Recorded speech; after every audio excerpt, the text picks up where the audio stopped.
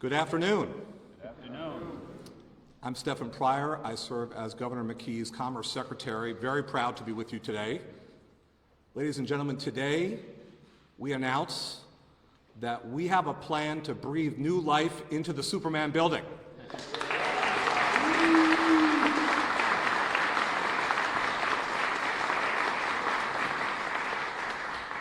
Precisely 9 years ago, on April 12th, 2013, at 2 p.m.,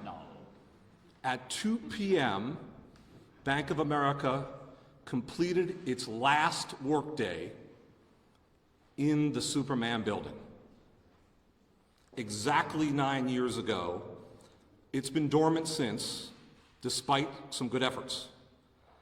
We're very pleased that this extraordinary coalition, led by the governor and mayor, has come together with the development team, thank you, Mr. Sweetser, to reach this day.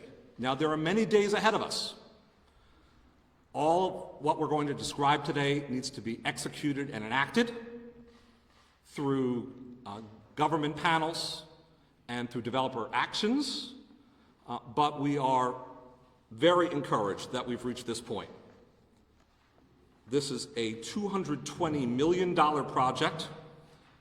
It will involve the residential conversion of this iconic tower, and it will include 285 new residential units.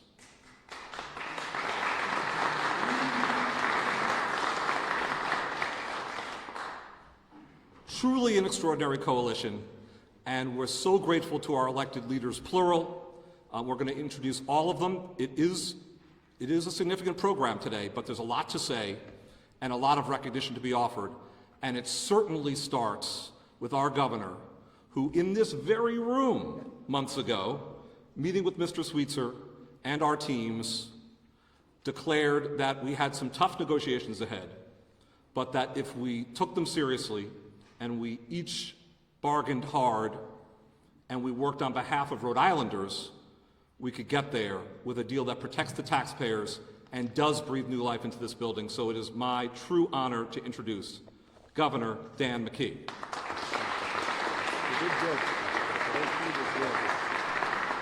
Stephen, thank you. And, good shout out to your entire team, Stephen, for your persistence and the stick-to-itiveness that needs to happen when you get involved with a project that, had, times when it didn't look like it was going to happen over those years. But today, we're here to declare that Rhode Island has momentum. It has economic momentum. And with the partnerships in Providence, with the mayor, this is just another example of that. With our developers, those who are willing to put their dollars invested into the state of Rhode Island at the pace that we are currently investing in the state of Rhode Island with private funding and private investment. It is an extraordinary time for the state, and it doesn't happen without great partnerships. Certainly, with our leadership, with the Speaker and the President. Thank you so much for your involvement and your encouragement during this process, along with the Providence contingent, with the Mayor and our Council President that's here today, along with Mike Sabatoni, we're all about jobs and good-paying jobs. And this is going to provide jobs and good-paying jobs. And at the end of the day, it's going to light up a building that has not been lit in almost a decade. And that's one of our goals. One of our goals was to continue to check off the boxes and make sure that we take advantage of every opportunity that we have in front of us. So David, from from High Rock Development, thank you so much for your persistence. And I just witnessed a signature of an MOU document in my office with Neil and our Lieutenant Governor as well there, and representation from your company. So thank you for that. Have Neil Steinberg here as well, continue to talk about the Rhode Island Foundation. And we say often, at this podium, the foundation was a great partner in helping getting this done. And we want to recognize everybody that has been involved in this effort. Over the last several months, you've probably heard me say Rhode Island has this momentum. And thanks in large part to having the highest vaccination rates in the nation, we're leading the Northeast in our economic recovery. Today, we're just adding to that. There's no reason that the state of Rhode Island needs to be first in and last out of these economic downturns. There's no reason that that needs to continue. And with the investments that we're talking about today, it just continues the certainly the optimism that the people in the state of Rhode Island share with you and your investment, David. We're here to announce again that the Providence Industrial Trust Building, as we all know it as the Superman Building, Neil reminded me of that. I did watch that show on TV, but now, thanks to a strategic collaboration between the state and the city, the Rhode Island Foundation development team, led by the building's owner's principal, again, David Schweitzer,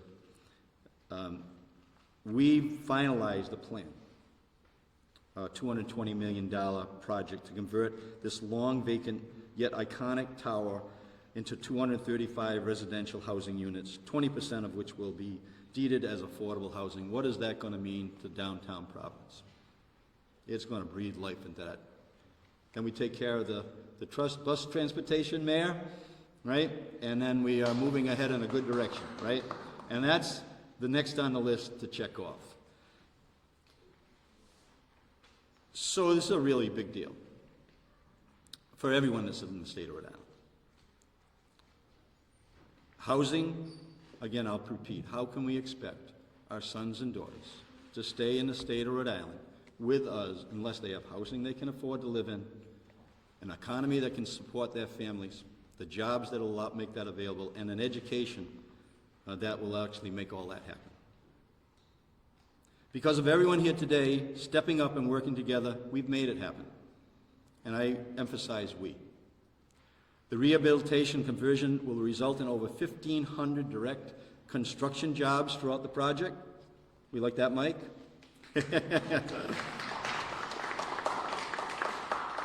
The project will also have a labor agreement that will guarantee a prevailing wage for the construction workers. And the developer has committed to recruiting local, minority-owned businesses and woman-owned construction firms and pushing them to do at least 20% of the work. Tomas, I think we like that, right? And Tomas, thank you for your efforts in all these proceedings as well, and making sure that we have, a map of Rhode Island that builds out Rhode Island. That's the plan, right?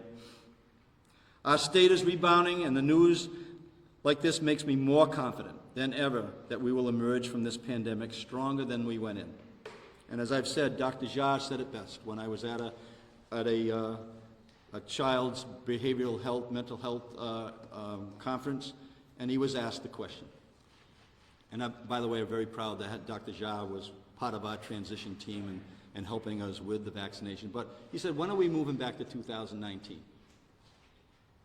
And he thought a moment, and he says, we're not going back to 2019. When you have a worldwide event, like a pandemic, or a world war, or a depression, you never go back to where you were. But you can go to a better spot. And today, we're moving ahead to that better spot, thanks to everybody that's here today to put this project together. Thank you so much. Thank you, Governor. So you've heard it. Hundreds of new residents brought to our downtown, hundreds of construction jobs, and restoring our skyline, lighting up that iconic building. And it means so much to our state, right? It's also a signal that we're back. We are in the process of emerging from the pandemic, and we are rebounding. And this is yet another sign. So thank you, Governor. I want to describe the project in a bit more detail and let the fantastic assortment of colleagues here do even better.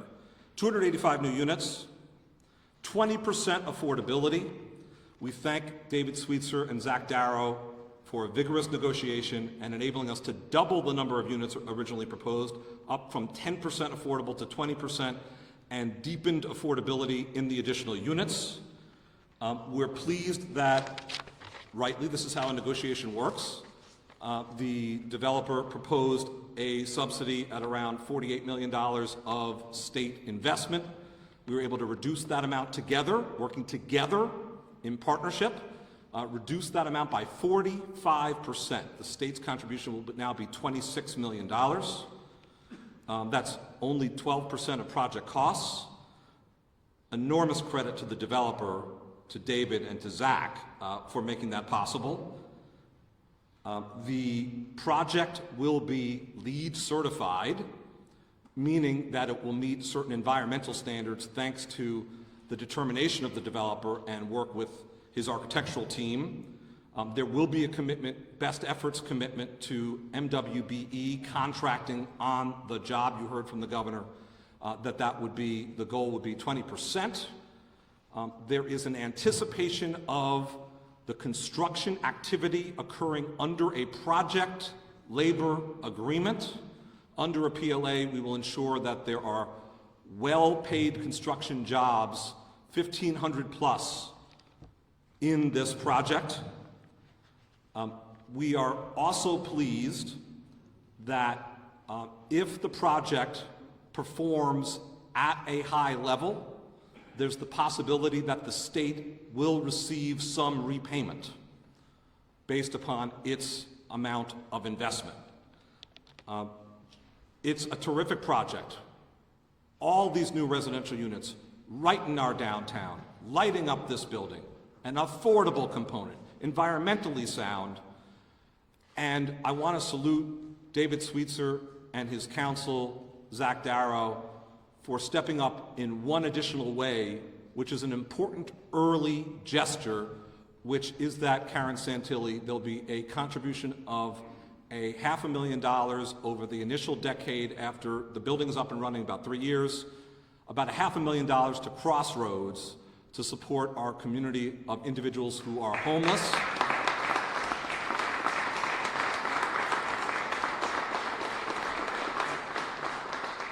Ladies and gentlemen, this $220 million project will help our city, our capital city, and our state in so many ways.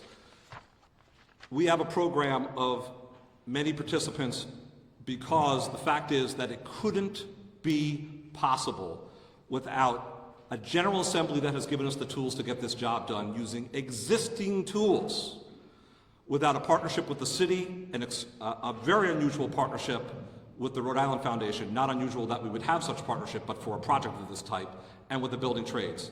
So my next introduction is to Speaker Joe Shekarchi. Speaker, from very early conversations, you said, get this done right for the taxpayers of our state, use our existing resources, and based upon your charge, we've helped to get the job done. Speaker Shekarchi.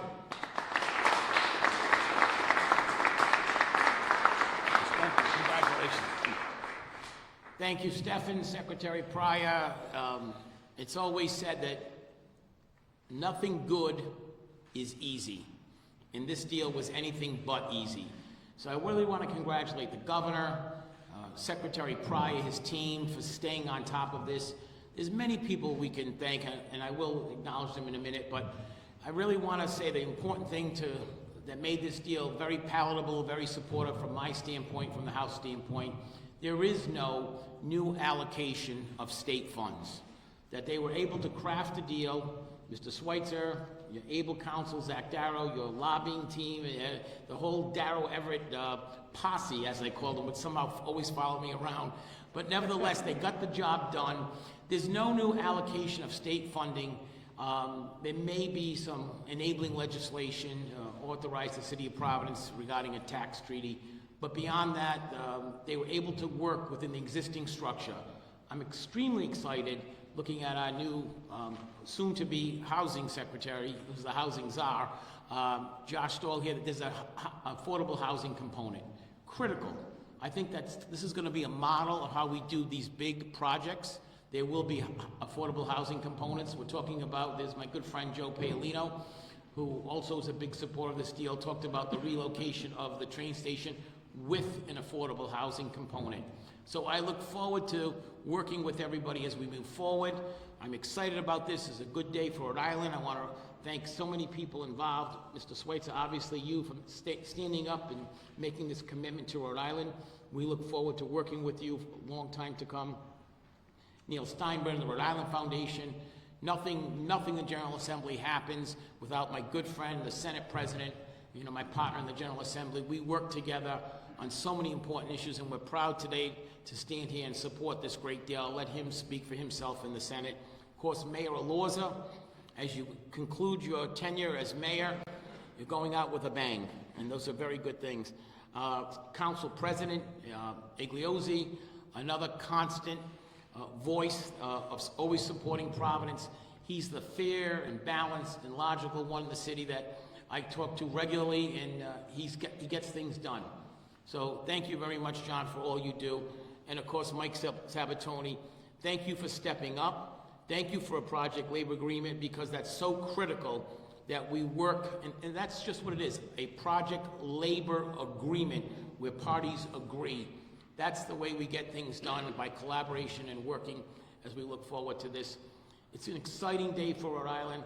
I want to thank everybody who's been involved. There's a lot of work to be done, but we have a roadmap and a general agreement and a signed memorandum of understanding. I look forward to working with you all as we move this from the drawing board into reality. Thank you and congratulations. A good day for Rhode Island. Thank you so much, Speaker. There's been reference to the Commerce team. I want to name some of them who've done an absolutely over-the-top, incredible job. Hannah Moore, Assistant Secretary Extraordinaire.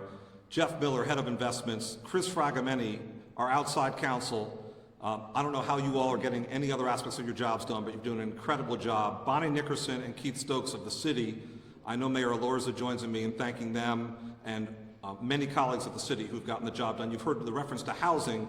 Carol Ventura, as Executive Director of Rhode Island Housing, has been a partner from the start of the framing of this set of terms. Josh Stahl, thank you for joining that team and leading. Cliff Wood of the Providence Foundation, Lori White of the Greater Providence Chamber, Kristen Adamo of the Providence War Convention and Visitors Bureau. Goodness gracious, have you led with advocacy, strenuous at times, enthusiastic all through, to make sure that we bring this building back to life. And the Senate President has, in his own right, at every turn, pointed out, insisted that it can get done. And you've been supported from top to bottom. Senate President Dominic Ruggiero.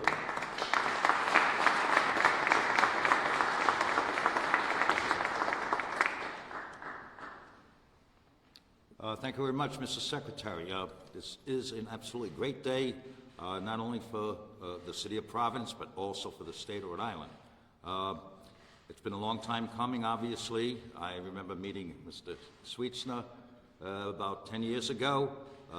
He was gracious enough to take us to a tour through the building, and we realized at that time that this was a building with tremendous potential. However, it needed a lot of work. During that time, it's gone through a number of different iterations, but obviously we're winding up in a place where we want to be.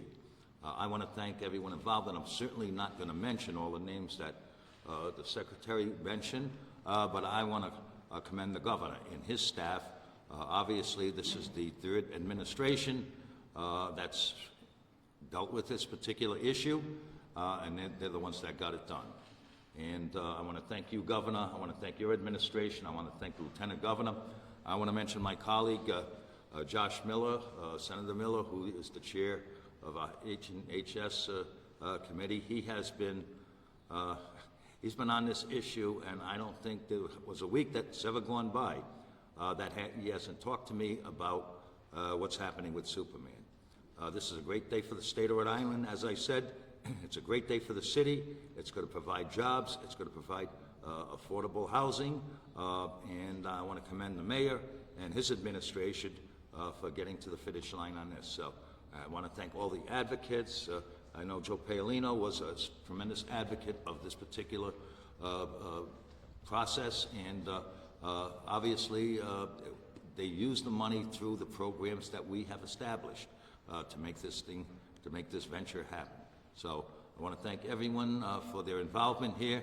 I want to thank, as I said, the administration, and I certainly want to thank Stephen Pryor, the secretary, for the great job that he's done, and certainly everyone involved. So thank you all for being here, and look forward to having the ribbon cutting at the appropriate time and making that building the iconic structure that it always has been. So thank you all very much. Thank you very much, Senate President. Lieutenant Governor Sabina Matos has prioritized housing from the first day she took office as Lieutenant Governor, and obviously has been an incredible advocate for Providence and bringing our downtown back. Lieutenant Governor, it's often an honor to be your co-host in so many forums, and it's a true honor to introduce you now. Sabina Matos. Thank you so much. I really want to thank Governor McKee and Secretary Pryor, and also I want to thank Mayor Lorza for coming together and making this happen. I want to thank the leadership of the Senate and the Speaker of the House also for making it happen. And I have to put a plug for my former colleagues of the Providence City Council. We had several meetings in this, around this issue. You're going to be hearing from the President, Igliosi, soon. But I have other colleagues, former colleagues here in the room that I want to acknowledge, Ryan Goncalves and in La Fortune, who I can see right now. And it took a long time for us to get to this point. We saw several proposals coming in front of us that we were trying to make it happen. And it took a lot of hours of hard work to get to where we are right now. But I want to thank the leadership of the governor and the leadership of the Commerce Secretary for making it happen in combination with Mayor Lorza. I have to say that seeing the housing component being a big part of this proposal makes me so happy because it's so needed here in the state of Rhode Island. We keep talking about housing because we're in the middle of a crisis right now. And we are in a good moment in which the leadership of the state recognizes the crisis that we have, and everyone is moving in the same direction to make sure that we add more housing to our stock here at the state of Rhode Island. I also want to take a moment and acknowledge and thank the downtown community that has been patient, waiting until this project, finally we have a deal coming together. I have to acknowledge Mayor Paulino, who is here, and also Bob Chase, who I saw here also in the room. Some of the individuals that have been participating of every debate that we have had in regards to the future of the Superman building and the future of downtown. It is great to see more people moving to downtown and creating the neighborhood that we have right now and the fabric of the community that we have in downtown. So thank you to all of you that have made this possible, and I cannot thank enough the leadership of Governor McKee, Secretary Pryor, and Mayor Lorza for making it happen. Thank you. And this has been a true state and city alliance, and Mayor Lorza has been right with us at every turn. We've had numerous meetings and incredible dialogue around this to make sure that we can get it done. And your determination, Mayor, has been exemplary. I want to also recognize Nicole Pollack, who was and is part of the team in making this happen. Mayor Lorza, thank you so much for being an amazing partner, and welcome to the podium.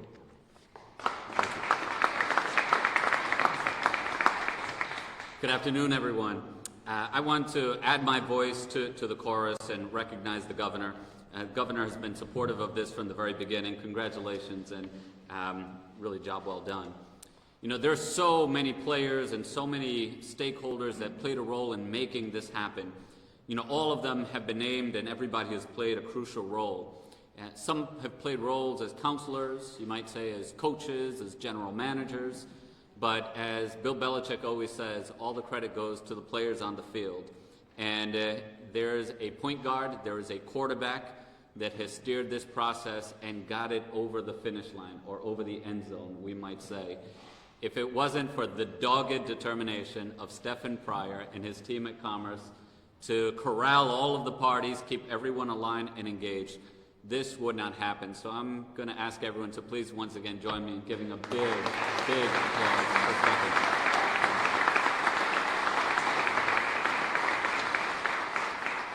Truly masterful work.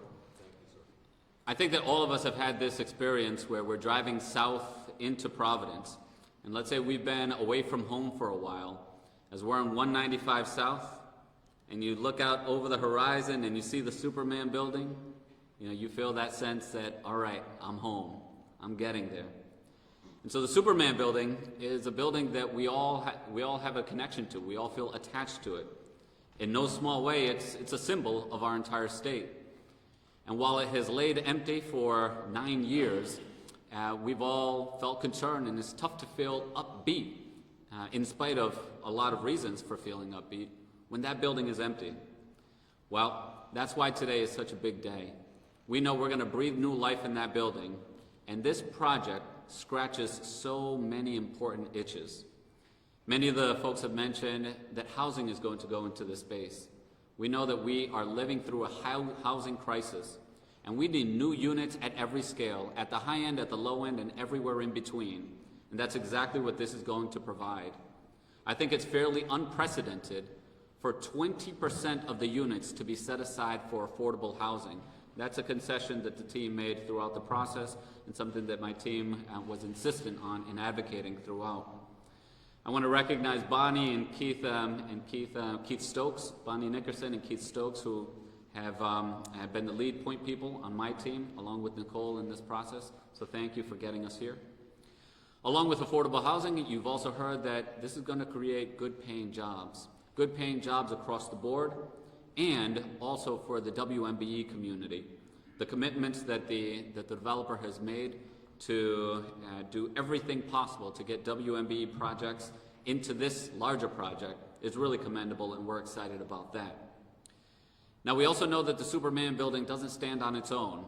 It's also part of its own community. And there's been talk for at least a decade, maybe even more, about what the purpose of Kennedy Plaza and Greater Kennedy Plaza should be. Well, this project also helps to accelerate and helps to bring about some of the visioning that many people in this room have been a part of, where Greater Kennedy Plaza moves from being the central bus hub for the entire state to being that gathering place, the true civic center of the city, and by extension, the civic center of the state that creates community and provides that space for people to come together. So for all of those reasons, we could not be happier for this project. It truly is a shot in the arm for our city and the state. Congratulations to everyone involved. Thank you again for your leadership, Mayor. We really appreciate it. It's time to introduce to you all, or reintroduce, the developer and his counsel. David Sweetser is stepping up. While the state's contributions have gone down in the course of the negotiation, part of the reason is that David Sweetser truly elevated his commitment 2.4 times the amount of the initial equity that was considered for the project is being injected into this project, up to 2.4 times. From the initial potential contribution of about $13 million to $32 million from David's team, a non-trivial amount, exactly what we were all hoping for, skin in the game. And I have to say, David Sweetser bargains hard. It was a vigorous negotiation, as we've said, and he did so skillfully, and we reached a very good result. And it's unusual that you introduce a developer and his counsel, but Zach Darrow is truly a lawyer with terrific acumen. But he's also a developer in his own right here in the Rhode Island environs, and he has business across the country. And no exaggeration, we couldn't possibly have gotten here without David and without Zach. So it's my pleasure to introduce the dynamic duo who are getting this done, David Sweetser and Zach Darrow.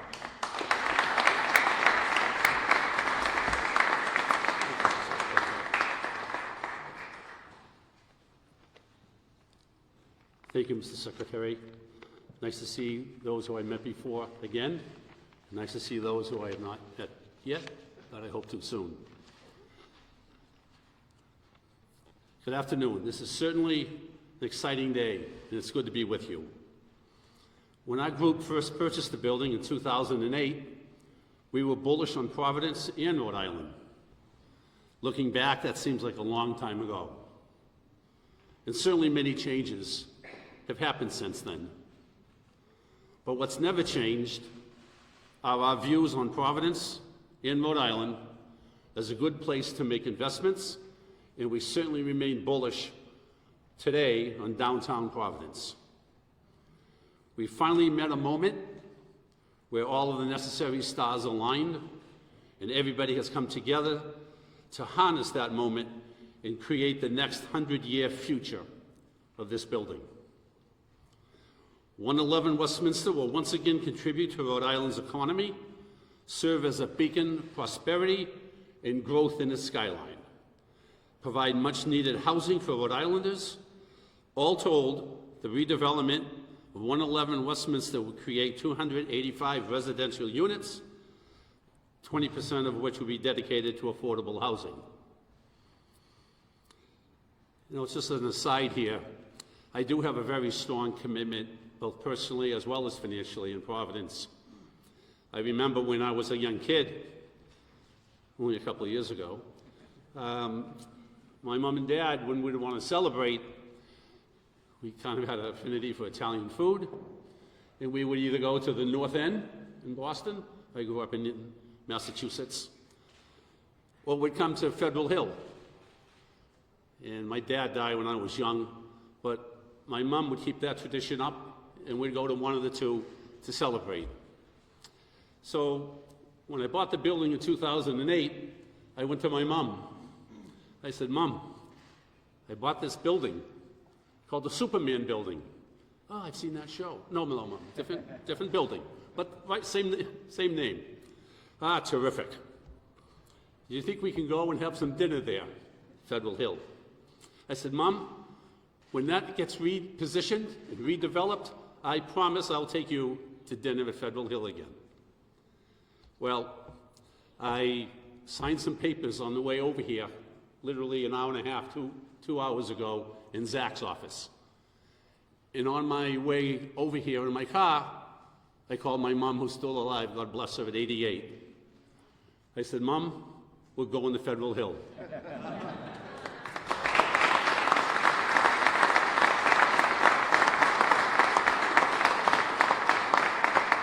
She said, "For crying out loud, it's been 12 years and I'm wilting away to nothing." I said, "Mom, you got a ways to go to catch me. It's okay." But I'm proud of our long-standing commitment to maintain this building, our relentless efforts in pursuing opportunities to repurpose this important community landmark. I do see Joe Paolino here. I see Buff Chase, obviously Zach. We've had some highs and lows. We came very close on 2 or 3 occasions, pretty well celebrated. I think most of you know about them. And we had some disappointments when they didn't come through. While a longer journey than most of us had hoped, this great day has finally came. The building has stunning architectural features, solid bones. Once completed, it will be one of the best and most exciting locations in which to live in downtown Providence. We also firmly believe that 111 Westminster will further activate the Kennedy Plaza area. As Mayor Loza had referred, we know we're part of the puzzle.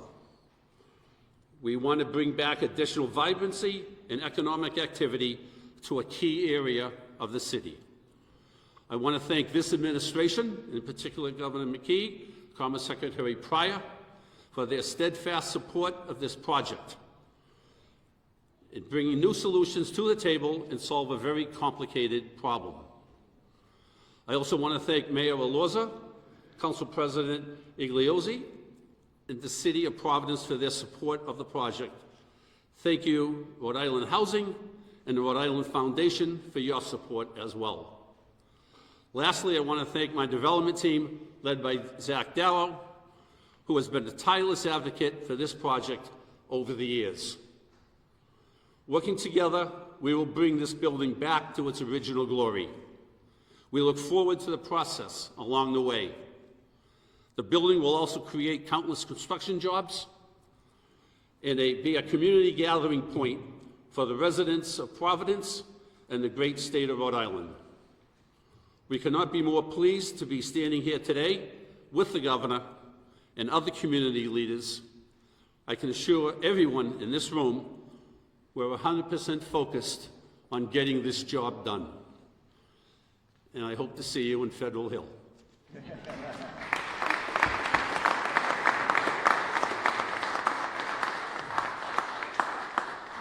I'll keep my remarks brief. Again, thank you, David. I originally declined the opportunity to speak. I'm not usually a great public speaker, but then one of my business partners, a gentleman named Josh, said to me, "You do know this has taken up half of your career, and it was either going to sink you or give you something to celebrate someday." So I'm very grateful to be here. I do want to note Buff Chase, Joe Paolino, and actually the Senate President, as well as Josh Miller. We've been on the journey together since day one with David. We are so grateful that Governor McKee's administration is here, because but before we would not get it done. So thank you to you. Thank you to Lieutenant Governor Matos, obviously. And the city of Providence has been amazing. I told the mayor before we walked in here, I've told, obviously, Barney Nickerson, Keith Stokes. It's been amazing to say, look, the city's supportive, the city will be there, the city will make sure it happens. We just got to pay attention to the initiatives, the affordable housing in particular. So I just want to thank everybody. It's been such an unbelievably long journey with highs and lows. We definitely couldn't have gotten it done without everybody here, and I'm super grateful for everybody's support. Again, the building trades have always been behind us as well, the General Assembly, Council President Igliozzi. I'm repeating everything, but figured after 10 years or 9 years of work, I'd have an opportunity to say thank you to everyone.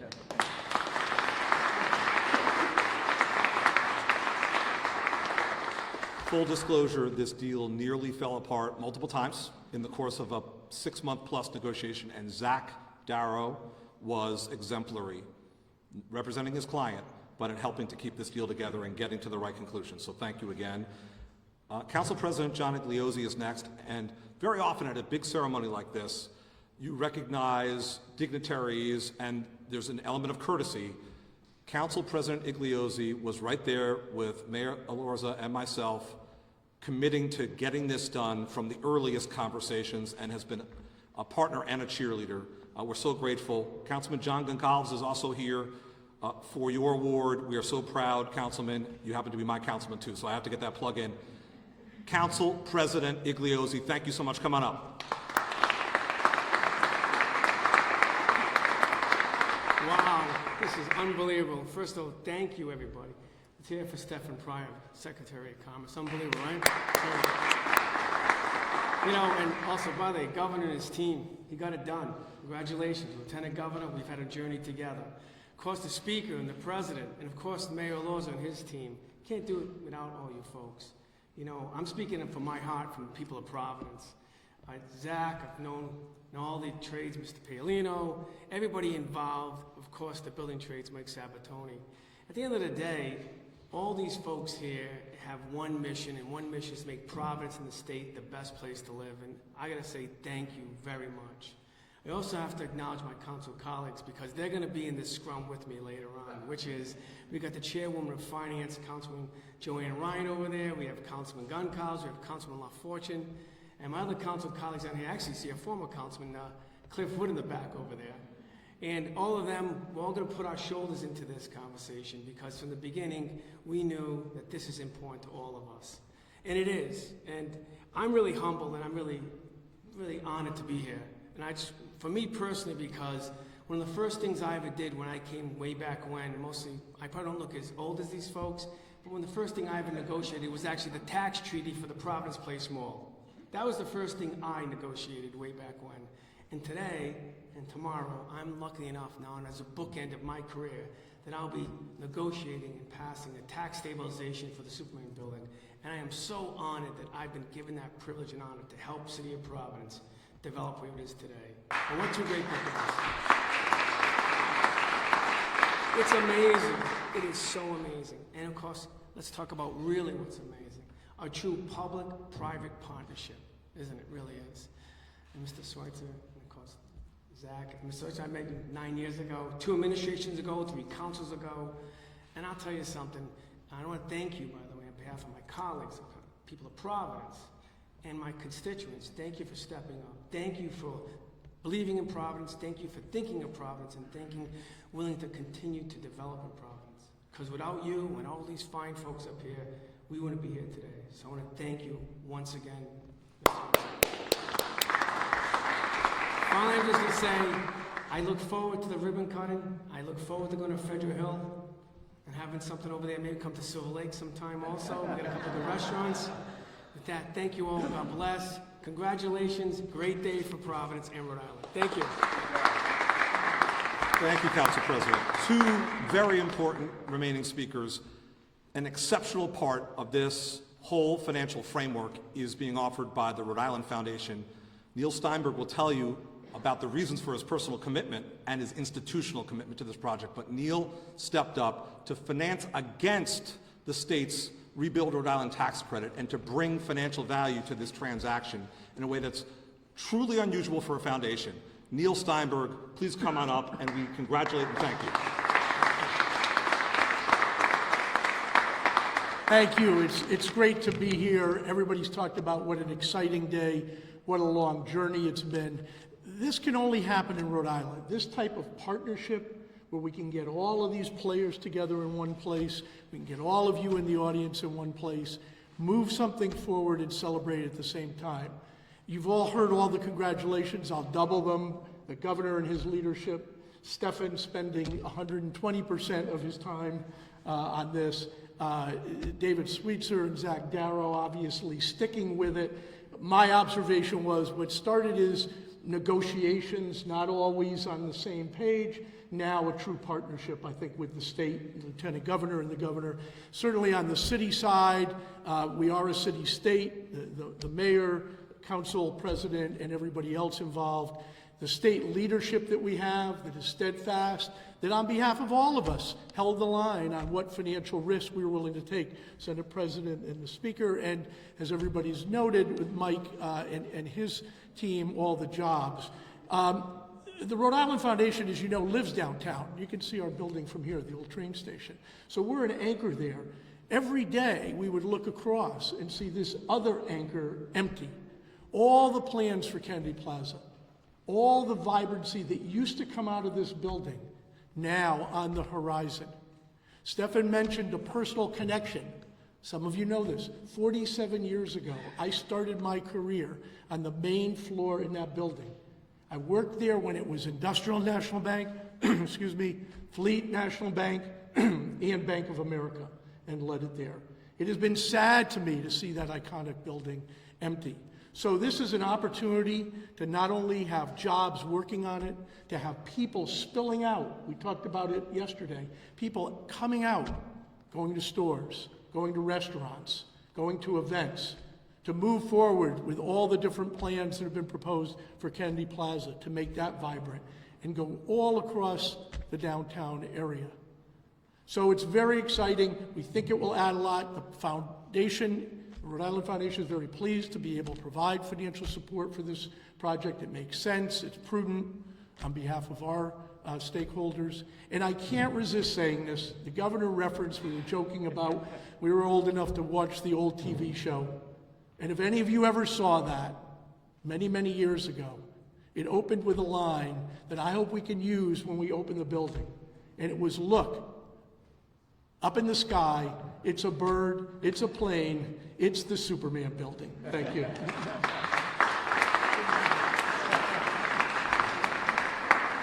As our finest developers will tell you, Buff Chase and Joe Paolino will tell you, you can't get a complex project like this done without skilled labor. Mike Sabatoni, you represent the building trades beautifully, and you've been an amazing partner. We're proud to be working towards a PLA for this development. Mike Sabatoni.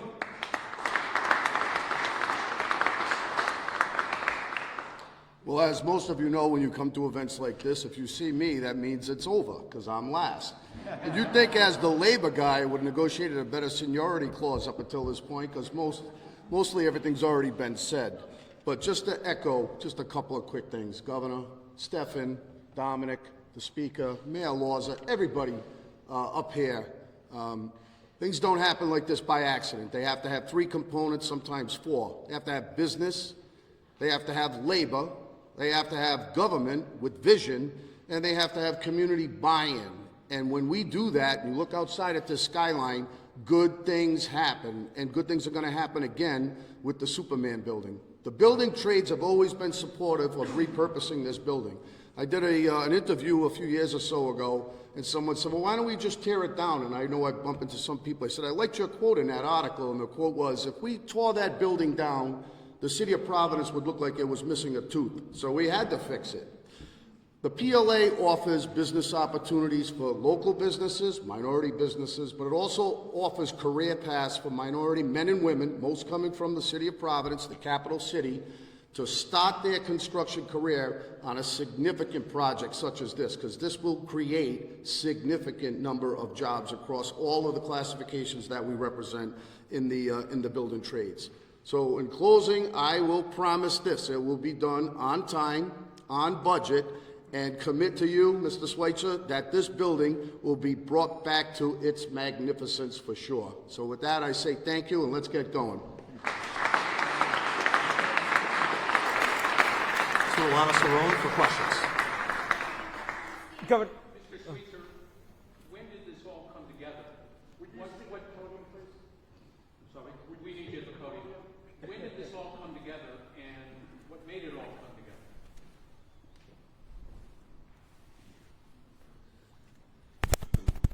It's probably going to be a little more information than you want to hear, but I have actually had a pretty severe cold 3 or 4 days. No worry, I've been tested, everything's okay. I'm lying in bed Sunday night at 10 o'clock. Still pretty sick. I get a call from Secretary Pryor. 10 o'clock on a Sunday night. He says, you know, David, I've been reviewing a few things, and I think we're going to be able to help you on this, but a couple of challenges on a couple of other things, and we're going to need some assistance from you on these points. Feeling like heck, I get myself out of bed. I speak with Zach, who himself had his own some issues that he was trying to deal with time management-wise. And I would say probably that night, I would think, is probably the night that I finally said, go back to my previous words, we're going to go to Federal Hill. Because I think Sunday night was probably the first time, more than just my optimism, but I actually thought we were going to get it done. And I would say come yesterday, when we were able to flesh out those points from Sunday night, I knew we were going to get it done. What were those points? Yeah, some of the negotiations are probably better to be left, but the conclusions were I had to give some, and frankly the state or through Secretary Pryor needed to give a few points, but bottom line is I could live with what I was being asked to do. Obviously the state made that same conclusion about the points they needed to do. Zach was able to be that person in the Secretary's staff to be able to translate between the two decision makers, myself and Secretary Pryor, and we were able to get it done yesterday morning and have it be executed this morning. Why did it take 9 years to get to that point? Sure.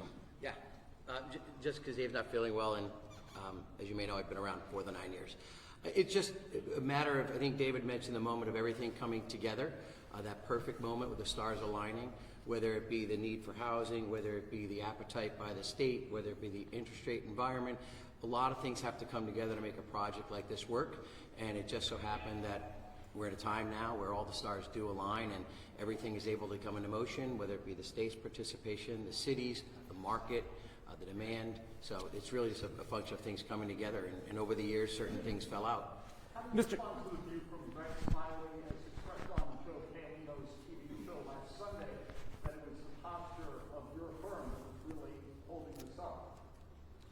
Yeah, we have no comment in that regard. I mean, you know, by way of example, if you recall, the State Historic Tax Credit Program was terminated when we first started our pursuit. That was a reason way back then, and by no fault of anybody, just the program had sunsetted. So we'll leave it at that. Mr. Schweitzer, since 2013, when the building went vacant, you've made not an insignificant amount of campaign contributions to, I think, every elected official who's here and their I'm sorry, could you predecessors. speak just a little Yeah, louder? I said since 2013, when the building went vacant, you have made campaign contributions to every elected leader here and their predecessors. Mr. Darrow has too, among a lot wider range of contributions. Why did you feel like that was something you should do? Again, I apologize. I still am not hearing you clearly. Well, I Sorry. do know the answer. Okay, sure. The question regarding political contributions? Yes. David supports candidates that he appreciates, and you reference mine, as do I. No science behind it. When is work going to begin on the project? So, as the Secretary mentioned, when we leave this room, we have to finish some processes, but we're hoping to start demolition in the next 5 to 6 months. During that process, so we can keep moving a quick path, we'll continue the other permitting for, as you know, the redevelopment plans are a different set of plans than the demolition plans. So, start hopefully demolition in the next 5 to 6 months, and then when we finalize the permitting process, full construction. And when is that to be open for people to move in? Approximately 30 months after commencing development. When you say demolition, are you gutting all of the inside? Yes, it's a very significant task. It's extraordinary. One, because it's an urban setting, tight buildings, we can't just throw things out the windows, as you can imagine. Actually, all the windows are also being replaced. But it's a very extensive process. We anticipate probably another 6 months of demolition work. So how realistic is the $220 million for a building of this size? Good question. We feel pretty confident about it. This is a very, the numbers were trued up and worked on right till the last moment to make sure we weren't impacted by that. It's a natural market, of any real estate development, it's a natural market risk that costs can go up, costs can go down, but we're very confident that we've worked on getting good current numbers and have provided for, the market shifts that could occur.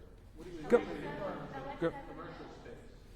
and you actually talk about what the vision is for the lower levels. I know that it's going to be for community retail office space, but can you talk to me about if that's going to be a public way on the first floor? Great question. The vision of that actually is, first off, as you know, with the historic tax credit, federal historic tax credit program, we do have to restore it to its glory, which is amazing. I think all would like to see that happen. So that is going to put some limitations on how and what we can use it for. But it's our intention to integrate some form of community-based program, whether it be event space, as well as take this next time to work on the vision. It will not hold up the project. The project is not stalled until, and actually Commerce did a great job to make sure that work on your vision, but get the rest of it done. So we're going to keep working on developing it, but we definitely are committed to providing some form of community opportunity, because it's so beautiful to be like this room and not being able to come into it. So no specific program yet. And what about those top floors? I'm thinking about the president's office, the old boardroom. Is that going to be at some point a nicer apartment, luxury housing? What would that look like? Currently slated for units. Currently slated for units. Governor.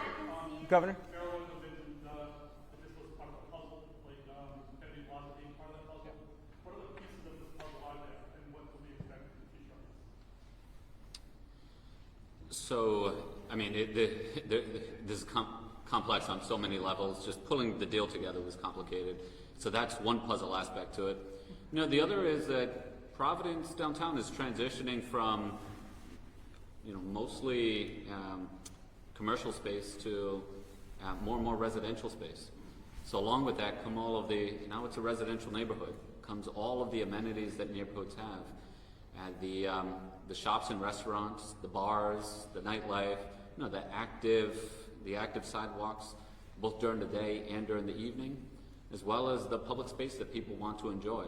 And Kennedy Plaza is literally the front doorstep of the Superman building, and we want to make sure that you travel across the country and you see cities that you fall in love with. They all have this this magnificent public space that brings everyone together.